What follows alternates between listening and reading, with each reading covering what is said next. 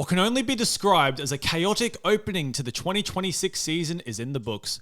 A half-empty Vegas stadium, because the Leeds and Hull fans had already left, was the home to a mostly positive 2 NRL games for the big Supercoach names across the 4 teams. The most popular vice-captain went off with a rib injury, causing many coaches to completely give up on the season inside of 5 minutes. And the Knights played well for a change. Is it a sign of things to come, or will their trainers refusing to take badly injured players off the field be their downfall? The Dogs clearly didn't think the Dragons were good enough to need to worry about preparing for field goals, but were eventually bailed out by their star centre in the dying seconds of added time to save what would have been another outburst of, "Why do we still have draws in the National Rugby League?" All that and more on this episode of the Sunday Reaction Pod from Round Zero.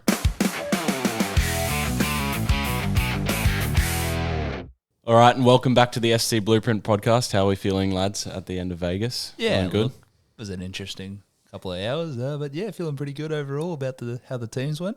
Yep, fantastic. Well, today we're just going to do a little analysis, a couple player awards we're going to be introducing, and then go over our teams and how they went. So, yeah, Ben.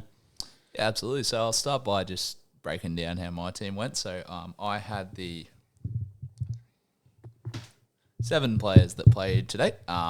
I had 2 of my cheapies, Tom Chester and Setu 2, both getting 61 and 62 respectively. So overall pretty happy with that. I did, however, have a bit of a letdown, and that was throwing the VC armband at Purdue. I just thought there's a player there, someone might just pull 100 out of nowhere, have a chance. I've obviously got the captaincy on Nathan Cleary, so I was going to take a big score to take that off him. And yeah, underperformed at 42, but you know, I'm pretty confident he'll average 60 by the end of the season. He's going to have some games where he gets 40. He's going to have some games where he gets 80. There's not a lot of in-between. He's not a consistent player, but yeah, I thought Newcastle was a good matchup for him. Evidently not. That's all right.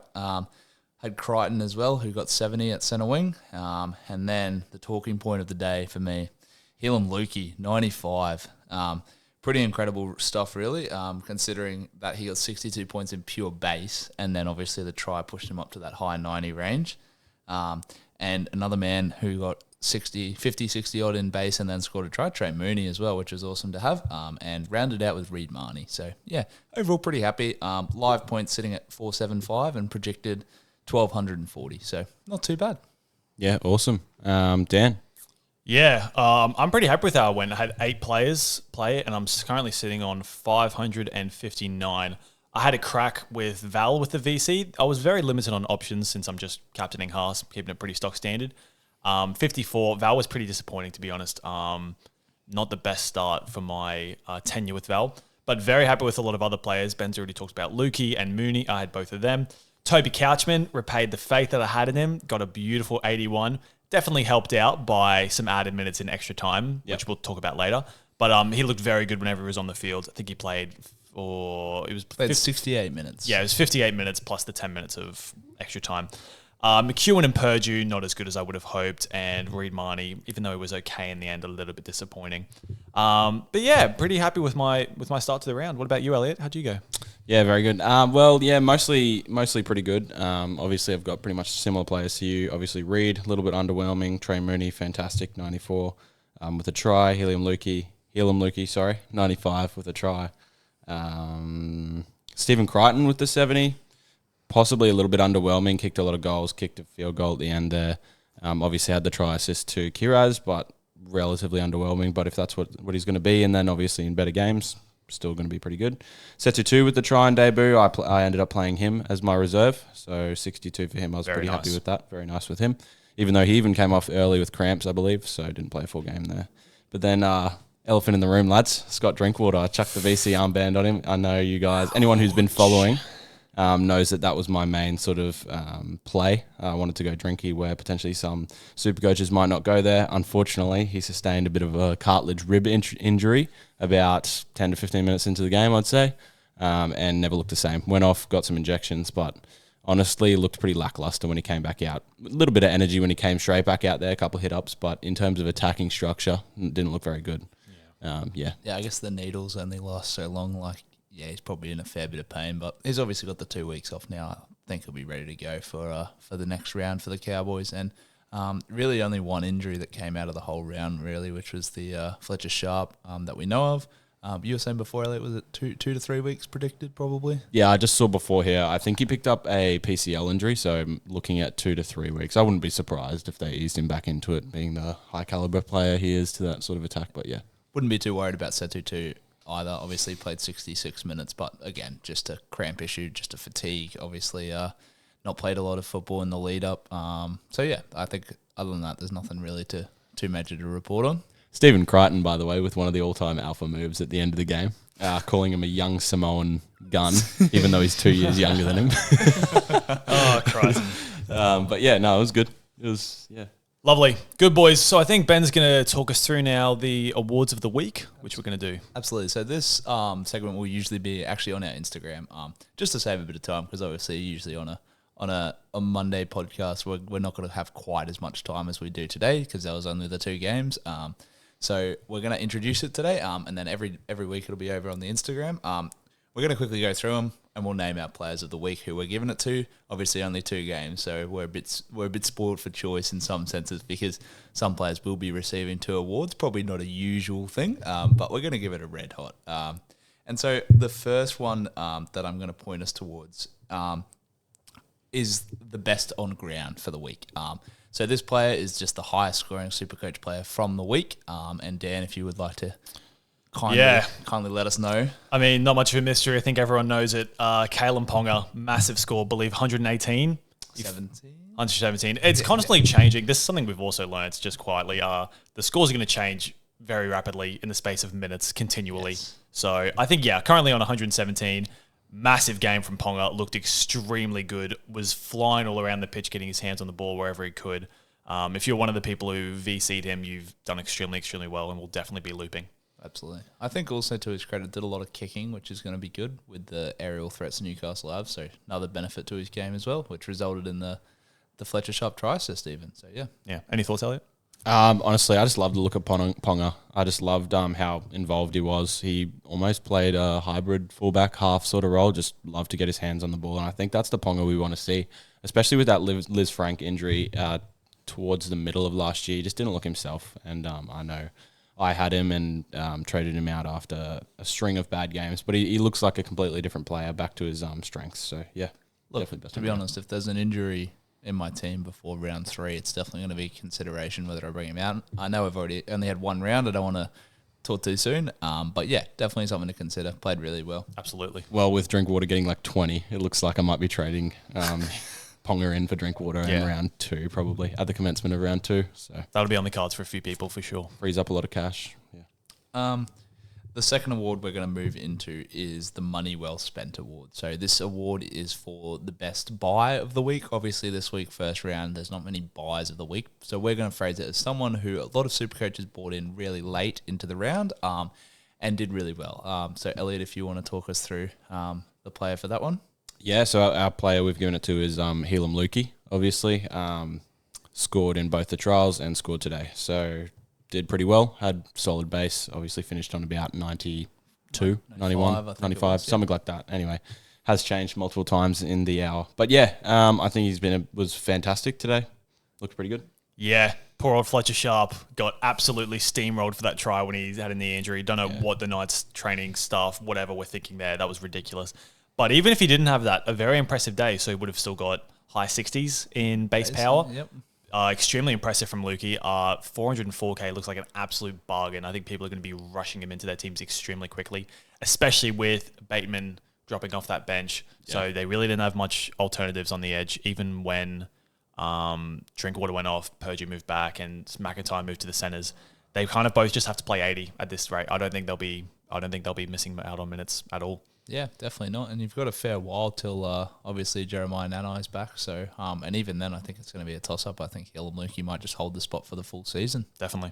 I think the other thing to note with him as well, bit of shades of Brenton Nickera with the line he ran there. That's a great line for a second rower to run. I was very impressed with him, to be honest.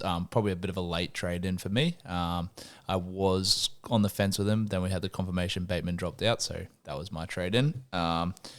I guess we'll move on to the next one, which was the Fool's Gold, which is the worst popular buy of the week. We're going to tie this in with another award because there's a recipient for 2 of our fine awards this week. So We've got the Fool's Gold Award and we've got the Hall of Shame. So Fool's Gold Award is the worst popular buy of the week, and the Hall of Shame Award is the most disappointing player of the week. And it's kind of the same man. So Dan, if you want to talk us through. No, these ones are different players, mate. I think you jumped the gun a little bit. Fool's Gold, we've got Jackson Purdue. That's right. My apologies. Jackson Purdue, one of the more popular 5'8", especially after the stats changes. We knew he was going to be playing at centre, so he was going to be one of the more popular guys. Very disappointing. Cowboys left edge looked very lackluster. I think he finished in the low 40s, Purdue, I think 41. He moved to fullback for a period after Drinkwater went off. But yeah, saw very little ball for the entire game. Made one nice break and offload, I can remember. Yeah. But lots of tip-ons just going completely behind how long it was a little bit of a mess on that Cowboys left edge. I'm a bit worried about Purdue. Yeah, look, for me, I'm still going to hold him. I'm not overly worried. I think they'll eventually get it right, but stacking all their cards on the right edge with Lukey, with Did, and I've obviously got Chester there, it's a little bit concerning. Drinkwater does like to float right as well. Obviously being a left-hander, that's his preferred passing side, so something to consider. I mean, yeah, they kind of ran him in a weird way. I don't know. I still back him in. I think he'll be fine, but was a little bit disappointing in Vegas for me, to be honest. Elliot, did you have anything? Yeah, I guess if I owned him, I'd be disappointed, but unfortunately, I don't own him, so I'm relatively happy. But no, as a Supercoach buy, I don't think he played very well at all. Didn't really see much for you there, but I back him to bounce back. I think Cowboys as a whole were a bit not themselves, so I wouldn't write him off at all. I think he's still a fantastic player. All right, now that I've jumped the gun, I'll move into the awards that one recipient did receive, apologies, which is the We Trusted You Award, which is the most captained, or for this week it'll be vice captain. Not a lot of people captained anyone in Vegas. A lot of people opted in for the VC loop. So you've got the We Trusted You Award for the most disappointing captain, and then the Hall of Shame Award for the most disappointing player of the week. And it's gone to the same recipient. Elliot, did you want to talk us through? Oh, yeah. Unfortunately, I do. Scotland Drinkwater, yeah. So obviously, I've already gone into it, but he was my main sort of player in my team. I was kind of making my team around him in a sense. But yeah, obviously poor VC option. Obviously, I went there myself. 20. I expect him to drop out of my team, hopefully. I think he was... Not what you want to hear from an 800k player. He was on... Yeah, exactly. He was on... Actually, that's 790, mind you. Oh, sorry. My apologies. No, yeah, he was on like single digits for like the majority of the game. Even when he came back on, he was on single digits for quite a while, which was not great. But yeah. I remember checking the Supercoach app, I want to say around the 30-minute mark. -1. He was on negative Mate, 1. I'd count your lucky stars he got to 20. When he went off on -1, we were watching the games together, and it was, -1. It's like about that will definitely drop out. So it'll definitely be 790k dropping out, yeah. I can't lie, I wasn't even mad. Like, this always happens to me. Victim in complex in week 1. No, I'm joking. But you just got to smile through the pain, isn't that right? Oh, that's just how it goes. That's the beauty of the game. It's a little bit unpredictable at times. As we said though at the start, I think he'll be fine. Yeah, He'll leak some cash, but I would be amazed if he misses a game with getting a 2-week gap. So if you've got the patience to stick with him and maybe leak a little bit of cash, I think he's still going to be fine. We'll also not worry too much. I think he'll get back there pretty quickly. So he'll leak cash for this is week 1. So he'll have one considerable downgrade with the 20, and then the 20 will drop out. Good point. So he's not actually going to lose as much as we think, and then all it takes is a couple of hundreds and he's back up. Yeah, good Probably point. Past his price. Game against the Tigers next weekend could be a big one. Could be a turning point. Yeah, absolutely. With that, we'll move into the next award, which will be the Budget Bandit. So this is our award weekly that goes to the best player of the week, which is under 350k. Now, there's a name here today that I did not think I'd ever be saying after round 1, but stepped up in a big way with some injuries and some just some fitness issues, really. And so, Dan, if you want to talk us through the man of the moment. Yeah, it wasn't really talked about for the entirety of preseason, but he's now entered the conversation in a big way. Ryan Couchman. Obviously, everyone knows I'm big on Toby Couchman. Ryan Couchman was very, very impressive. Didn't play on the edge at all like people thought he would. Played in the middle for, I think, basically the entire time. Maybe he went out for a few minutes when Luciano Leilua went off. But yeah, it was really just gagging for work the entire time. He was getting in every tackle. He was taking loads of big hit-ups. And they really weren't that interrupted. I've seen once Jacob Little comes back, that will obviously be one interchange that has to happen, which will probably impact Couchman's minutes. But even if he still manages to nail down like a 40-minute role, going at over a point a minute, I think he finished on 71 from about mid-50s minutes. Yeah. So if he continues on at that kind of points per minute, even if his minutes are reduced slightly, he'll definitely be an option. 235K. I don't think he's a bad option to go down to if Chan or Patson disappoint in the first 2 weeks. Like, that's always a flip in round 3 to make some money, of course. Look, I think he played really well. I was a little bit worried about his minutes as well. But if we go back to your point about Little coming back, I'm not too worried about that because they obviously burnt interchange a whole bench spot today on a centre wing. I don't think they're going to do that again. Very late in the game, though. Like, I think they were basically resigned to Couchman playing somewhat big minutes either way. I think that... what time do you reckon it happened when Sully went off for that? Maybe around the 60th-ish minute mark? Yep, probably around them. I don't think it bombed their bench plans too much, whether I'd be worried from that perspective. No, but what I'm saying is like the interchange that they hypothetically used on the Max Fee guy would usually be Little. So it's not like he's not going to get subbed on at all. And then obviously he'll probably take some minutes from Luch and some minutes through the middle. Like Maybe. I could see him coming on at the 30-minute mark and then playing out the rest of the game, maybe 20, 30 minutes in the middle, and then swapping to that right edge. Left edge, my apologies, for the end of the game for Luch. So, Potentially, yeah. yeah, something to think about, I guess. Yeah, Any thoughts? definitely. Any thoughts, Elliot? Oh, well, to echo your sentiments, definitely a downgrade option. I've personally gone Cooper Bye because I needed a 235 player into RF. Looks like that it might be an easy flip to Ryan Couchman. And then, that's about it. Easy. We'll move finally on to our last award of the week, which is our Out of Nowhere award. Now, we've put it as the breakout player of the week. I like to think of it as someone who you didn't think was going to do what they did, but ended up with a blinder. And so for us this week, that player is Damien Cook. So I believe I saw at the end of the game, 69 tackles, which is ridiculous amount of work. Wasn't afraid of scooting out a dummy half either. Looked really strong. Obviously a great try assist to Emre Gula with that little grubber kick.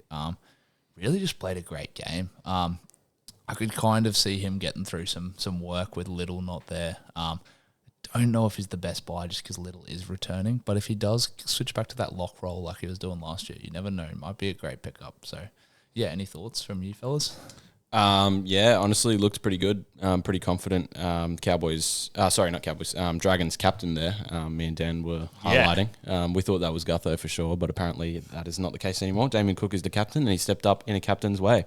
Had a bit of a captain's knock there. That grubber kick was just phenomenal. That was one of the greatest sort of up there with the Andrew Johns grubbers, the curlers, the Nathan Clearys of the world, and then you got Damien Cook. But yeah, it looked pretty good. I reckon it's very realistic that he plays some minutes at lock. I could easily see like a Harm Saleh or an Emre Gula coming off and Cook moving just into the middle while Little operates the 9 role. I think he was very impressive in contact. He's getting on Damien Cook, but he doesn't look like he's lost a step yet. He still looks like he's in for the fight, and at 2.2% owned, I think he's in the low 500Ks. I don't think that's the worst shout at hooker if you need to make a move. I mean, if you can find a bit of extra money, then if Reid Marnie continues to disappoint, not the worst flip as well. Yeah. That's 100K though, so yeah. Yeah, I personally don't think it's really an option. No, not with Brandon Smith coming back and you can flip him back down and free up the cash. I don't think Damien Cook's really an option till we know what his role's going to be there, especially with the Dragons pack. They've got Harm Saleh, Hamish Stewart. I'm not really too sure. I would be hugely worried there. Fair. I guess we'll get that. I think Little's meant to be back for round 2, so we'll probably get around to look at that before a price rise, if that does become a realistic option, maybe. Yeah, cool. Absolutely. Well, that kind of wraps up our awards of the week. I guess we'll just go into our general analysis now. We've talked a bit at length about some players from our own teams that performed pretty well or didn't perform, but I guess we'll just do a wrap-up of all the teams in general. So we'll start with the Newcastle Cowboys game. Dan, if you want to lead us off. Yeah, in terms of the game itself, we'll keep this brief. We'll try to keep it Supercoach relevant. But Knights started very strong. Cowboys came back, and then the Knights just kind of blew them away at the end. Knights looked very impressive. They've got lots of star talent in that team, and I think we were all a little bit concerned about their forward pack. Pretty impressive. Mooney was good. The edges were very good. Phoenix Crossland had a gun game, kicking 2 40-20s. And the Cowboys, some red flags there in terms of their attack. Obviously, Drinkwater was still a little bit rattled, but when he was on the field, still a lot of issues on those edges. So, yeah, that's probably what I learned. Yeah. Was there any particular players that you thought stood out, Elliot? Obviously, I think Lukey stood out. I think Jermaine McEwen actually stood out. He didn't do a whole lot, like in terms of attack. They went to him a couple times, had a couple destructive sort of runs. Couldn't really get any breaks away, but looked good though. Definitely passed the eye test. Definitely passed the vibe test for me. Obviously not in my team, but definitely a strong option there, pending round 2 and 3 performance. Yeah, definitely. Yeah, well, if that's McEwen's floor, is basically all base. He lost 8 points due to penalties and errors, which that seems like a bit of an anomaly to me. I don't reckon it'll be that much every week. Definitely not. And yeah, as you said, he was definitely looking dangerous towards the line. I don't think they're afraid to throw that short ball to him at all. So I think if his floor is 43, he's going to make a lot of money. Yeah. Yeah. I think the other player for me, funnily enough, was just I was noticing how good Dylan Lucas went without doing anything. There you go. Like, it's actually disgusting. Every year I look at him and I think, oh, surely he can't do any better this year. Like, he's already priced through the ceiling, and somehow he pulls it out. So, just quietly, he got 74 in base and power. 74. Sorry, when you as well say base and power, his power was 1 tackle bust for 2 points. Yes. So basically entirely in base. Yes. And 45 tackles playing second row. He's a freak. Is like disgusting. Not afraid to jump in the middle and make some tackles when he needs to, which probably is to the benefit of their middles, because he's just taking some of that workload so they can take more hit ups. Like, they did really well in the middle today, but I think a lot of that is on the back of Dylan Lucas. Obviously took a fair few hit ups as well. Total of 16 hit ups. 13 of those were over 8 meters, which is what you want to see. Very destructive ball runner, as we know. Look, I hate to say it, but if there's a world he ever drops any money, he's coming straight in. Yeah. Cool. Another player I'd like to talk about is Greg Marju. Now, we've all kind of moved away from looking at wings because of the the uproar with the centres with the scoring system. Just a very solid game from Greg. He got a try, which bumps his scoring up a little bit, but he did his thing, busting tackles, 14 points in tackle bust, and 33 points in hit-ups. Just a very standard Greg the Lake performance. 611K is really not that expensive when you consider Val's around that 730 point. Crichton is at a very similar mark. I definitely think there's a place for Marju to be considered in teams moving forward. Yeah, I don't hate it. I just think 73 with the try is a little bit disappointing. I mean, if you take out the try and the line break, that's 27 points. Without that, he's sitting at 46, which is pretty good. He's a winger though. Yeah, which is fair because obviously it makes like zero, next to nothing in tackles. So the hit ups were good, but yeah, I don't know. Look, I just think the centers with the tip-ons might be more my option, but definitely if you want to go for a bit of a pod, getting a little winger in there, Greg Marju is a great option. A player from the other team, I'd say, that was good, was Tom Chester. 61. Didn't do a whole lot in attack, didn't like break the line, didn't look that dangerous, but just accumulated Supercoach points. Obviously got that 61 in pretty much just base. Base power. Pretty much got the entire thing. 19 tackles at center is pretty crazy. Not afraid of work. Obviously got the 5 tackle busts, which is quite impressive as well, and then just a ton of hit ups. So 18 hit ups as well, similar to Dylan Lucas, which from a center is really good. Not afraid to get involved and put in some work. Definitely very impressive from Chester. Very annoyed I didn't reserve him. Now, we kind of glossed over him at the start. The Reed-Marnie discussion. Now, as we were watching the game, we were thinking to ourselves, or not thinking, we said to each other, what would be a score where you look at Marnie and go, that's okay, that's a pass mark. And we were both thinking around that 50 mark because we were pretty confident he was going to play 80, which he did. And he hadn't got any attacks, so we were understanding it was going to be basically all base. And he got 51. So I'd say Reed did the absolute bare minimum that we expected of him, which I guess you could look at it two ways. If he's going to go up from there, that's great. But if that's going to be what we expect on the regular, I don't think he's going to be as good a buy as we thought. My fear around this is that he jumped out of dummy half 3 times.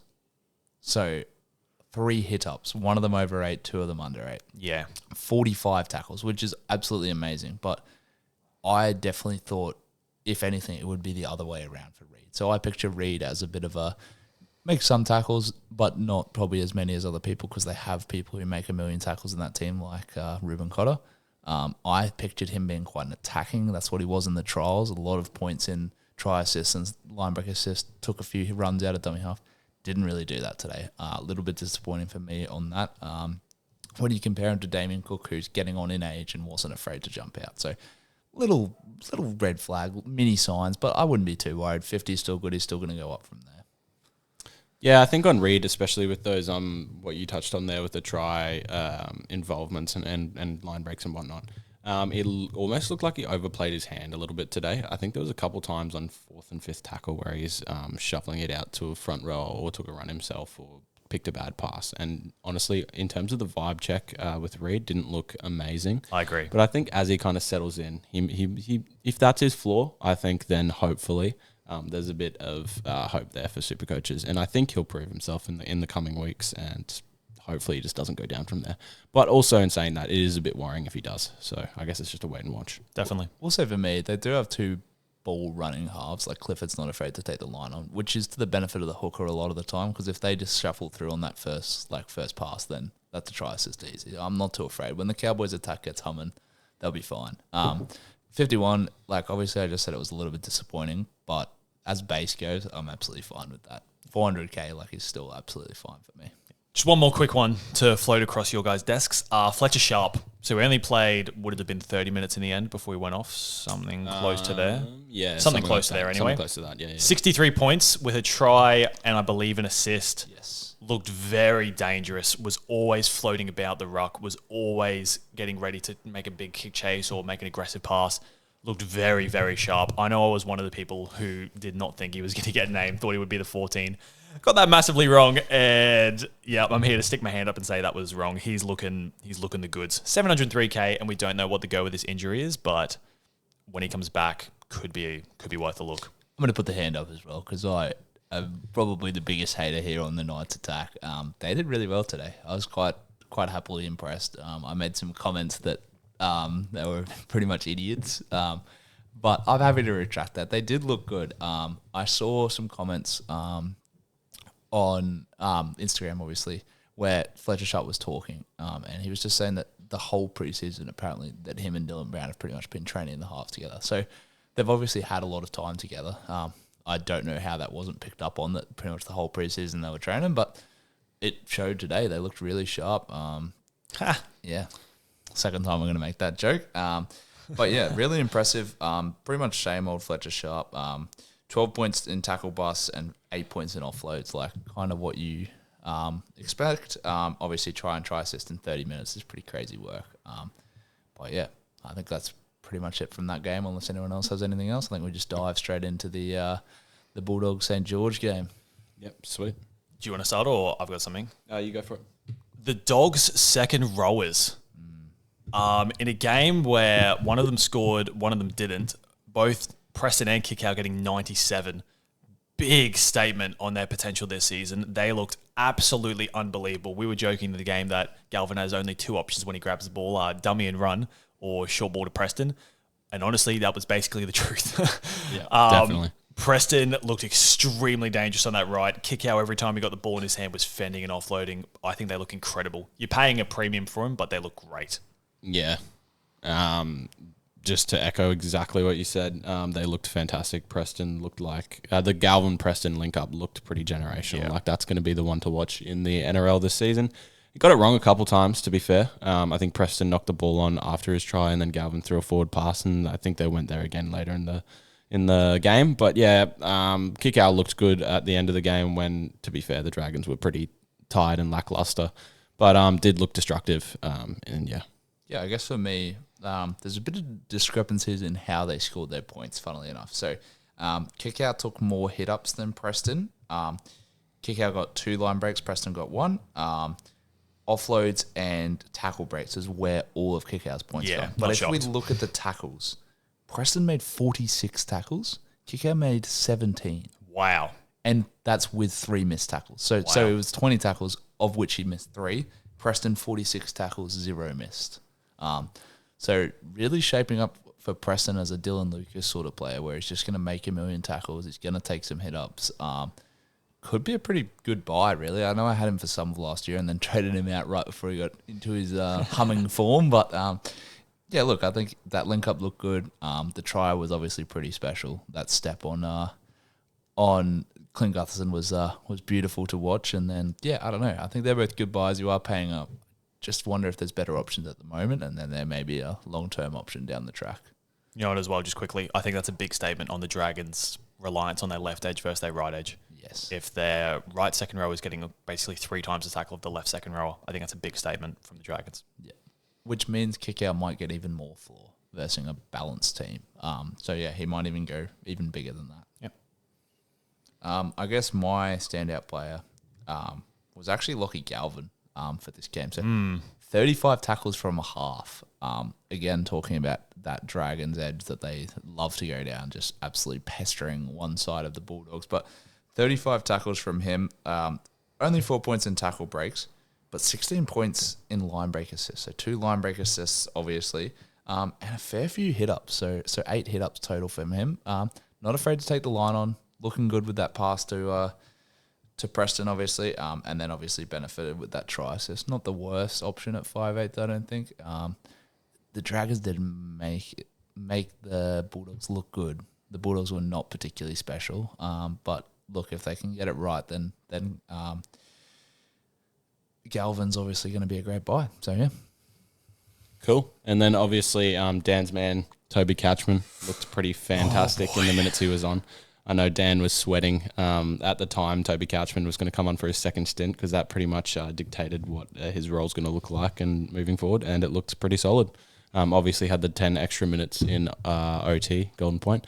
But, yeah, looks good. Had 45 tackles, 8 tackle breaks, and then the 26 runs over 8 metres. Yeah, I think he looked pretty destructive when he was on, to be honest. Obviously, his brother looked great as well, but, yeah, Toby is the focus here. Yeah, I'm not ashamed to admit that every time Catchman got the ball, I was like, yes, that's another 8 metres. That's another 2 points.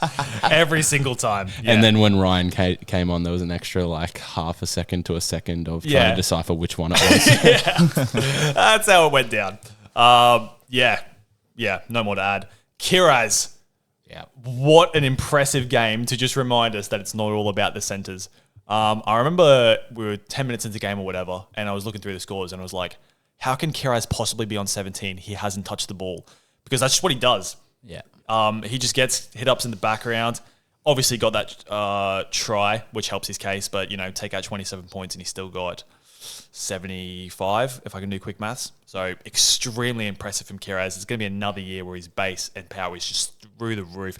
Don't even think he was freeing the arm that much today. I think the Dragons were doing pretty well at constricting him, so not a lot of offloads. So expect that to go up as well. Yeah. It's 4 points for an offload, I believe. So 2. So 6 offloads for him. And 28 hit-ups, of which 19 were over 8 metres, which is quite impressive. No, sorry, it must be 4. Must be 4. Yep. A line break and a line break assist for him as well. So very destructive player. Obviously, we've talked at length about centres, but as wingers go, he is the premium option. I'd definitely look to him over Mark or anyone else if you're going to spend that much money. Even might not be the worst flip from Val to him. He looked really good today. So, yeah, sort of my thoughts on it. Elliot, you got anything to add to that? It just looked like a beast, to be honest. Not even freeing it up that much. Pretty much blinked and he was on 100, so that was pretty much my experience with it all. Give us another player, good sir. Um, I've got one to throw to you. What are your thoughts on Val? Oh, yeah. Val was relatively lackluster, to be honest. Obviously kicked a little bit. I think he missed one. Didn't take one of the kicks later in the match. I just don't know if he saw a whole lot of ball. I guess 54. 54. Yep. Yeah, 54. It's just a bit underwhelming, isn't it? Just from a sort of vibes point of view. Do you have any, as an owner, what is your feelings? Yeah, very similar feeling to Marnie. In terms of, I was like, I'm seeing you around and you're getting some points, but I just feel like I wanted more. Like, as we said, that Dragons left edge, they were really going to it quite a lot. And Val was really not getting himself in good positions.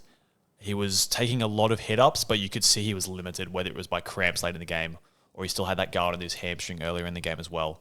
I'm a bit worried about Val. He did not impress me all that much at all. 14 hit-ups, which is quite low for Val, or the Val we know. Got a try assist and 8 points in goals. Yeah. So that's 20 out of his score right there. And the line break assist. and the line break assist. So 28 out of his score of 54 I wouldn't expect week to week. Well, he's going to kick goals every week. Yes, but true. Sorry, but 20 out of his score then was a try, assist, and line break assist. So Yeah. look, it's a little bit concerning because if you take that out, he's looking at 34. Dragons not typically high scoring team either. I think his floor will probably be 8 to 12 points in goals per week. I don't know how many they're going to score each week. Not the most attacking team, but they are quite good defensively. Yeah, I don't know. I think for me, probably someone that I was quite grateful I avoided, but does have goal kicking. We know he's good. If that hamstring injury sort of frees him up a bit eventually, then I think it'd be a great buy then. Sorry, I've just realised as well quickly, we've been talking rubbish the whole time. Val and Setu too were on the right wing. Yes. So I still don't understand then how Preston got like 3 times the amount of tackles of Kickout. How could that have happened? I just think he works himself into the middle more. Maybe. I've watched him last year particularly. I noticed that quite often he ends up like between the two middles defensively. So it's like him, the lock, and the hooker in the middle. And somehow he's inside one of the forwards. He's one of those players that if he makes a tackle and then gets caught at marker, he chases left into the middle and then just ends up there for a whole set and then works his way back through. So yeah. Apologies, viewers. That was extremely rookie of me. They were definitely on the right. You're fine. That's all right. Dan Atkinson. Who wants to have a crack at Dan Atkinson? I'm happy to do it. I don't own him, so I was quite happy when I took a punt on which one to go for and pick Sanders. Look, he looked fine. You're not expecting him to drop 80 points every week, let's be honest. But as far as it went, he looked all right. I didn't really see any brilliant attacking flair from him, but I don't think you need to. I think price that low, all it's going to take is one big week where he gets a try or a couple of try assists and bang, all of a sudden you're making a fair bit of cash. I would love to see him play a bit more of a sweeping role at some point. I don't think he really was ever looking like he was going to get a try assist, but did some kicking and just generally ran the ball a little bit, which is fine. I just think Sanders will be better with the goal kicking, which I'm grateful I went for, but I understand that 10K, if you need 10K, then not the worst place to drop someone down. Yeah, for me, Atkinson looked fine. Pass mark, I'd say. Obviously, he's Supercoach. You're not really going to play him, but he is just going to make money and accumulate a relative amount of points. He obviously had a couple shaky moments. I think he had an error or two, which wasn't really his fault. I think it was a bad pass from either Flanagan or Gutho or whatever. But yeah, he also had a bit of a shaky kick moment where he had a bomb kind of go up and it kind of looked like he was going out of the full, didn't really make much meters. But yeah, I think he'll just feel his way kind of into that team and where he sits there. Obviously, he's the 7, so he should be guiding them around the park, I'd say. I think for the most part, he looked like he was doing that a bit with his long kicking game. It looked like some strong kicks there. So obviously not really an Supercoach point equivalent there with long kicks, but I think in terms of him feeling set in that side, I think that'll free him up a bit more. Obviously, a bit of confidence will get his running game going, and then he'll go from there. I'm in agreement. Nothing more to add there. Just quickly, I think one of the last guys I've got to talk about is Setu 2. Yep. So got that try at the end, which really helped his score out, but was not afraid to run the ball at all. They were really targeting his side, not surprised given Tuipulotu, renowned strong ball runner from out their end. Setu 2, to be honest, didn't look the most confident running the ball out. I think, let me say how many of these runs were less than 8 meters, because I reckon it was a decent chunk of them. Yeah, so only 6 runs over 8 meters and then 8 under 8 meters, which is a tad concerning because if you think if he translated more of those, he would have been in the 70s or close to. I still think he's good though. I think they, as I said, they're happy. They want to go to that Val side. So wherever he is, I think they're going to be going over there, which means Setu 2 might be getting some ball. I'm not too afraid. The Dragons look like they've found themselves a bit of a workhorse of a back 5, which is going to benefit them from last year. I think at times they're a little bit disappointing. Sloan particularly out of their own end. Yeah, he didn't get a lot of hit-ups over 8, but often when you get kicked to, you don't. It's just the nature because especially against the Bulldogs, all those kicks are contested. They are always getting numbers to that kick. I think in weeks coming, he'll find more work. And look, he looked really strong. We know he's a big body. The try was, as you'd expect, it wasn't anything amazing, but did enough to sort of keep his position, I reckon. The cramps obviously didn't help. In the 66th minute, he went off. I think if he had stayed on, he could have pushed 80 because typically the wingers have to take more hit-ups towards the end of the game when everyone's tired. So I think there's a real case for him to be a strong play week in, week out. I don't think he'll average much less than 45 to 50 in base. Green lights from me, really. Valid points. Yeah. I just agree with both of you there, to be honest. I think he'll be a solid res, and then, I think the ball will follow Val. So, that's... Lovely. Yeah. Anyone else to bring up, gentlemen? Anyone on the tip of your tongues? I have someone. Jaden Sewer looked solid as always. Yeah. I don't know if he's a huge buy. I think he's sitting at like low 600Ks. Obviously, it could be an option there, but I just think he's a solid player in general and just kind of flew under the radar there. Didn't really have that many attacking stats, so yeah. Yeah, I definitely agree. He looked very powerful. 5 offloads for him and 31 tackles, so not afraid of getting involved. Look, he's always been that sort of player that's in and around it. He just goes through phases for me where he looks really strong and then he falls off for a bit and then he looks really strong. I think Val swapping to his side is going to do him wonders. He's going to see a hell of a lot more ball on that right edge than he was. Could be a strong buy down the track. Just not sure now. I think there's better options at that price, particularly when you pay a little bit extra and you get one of the two dogs edges. Obviously, there's some way better options there than Jaden Sewer, Supercoach wise. I think, look, he played a pretty good role. Was pretty, didn't do anything major attackingly, but defense was strong.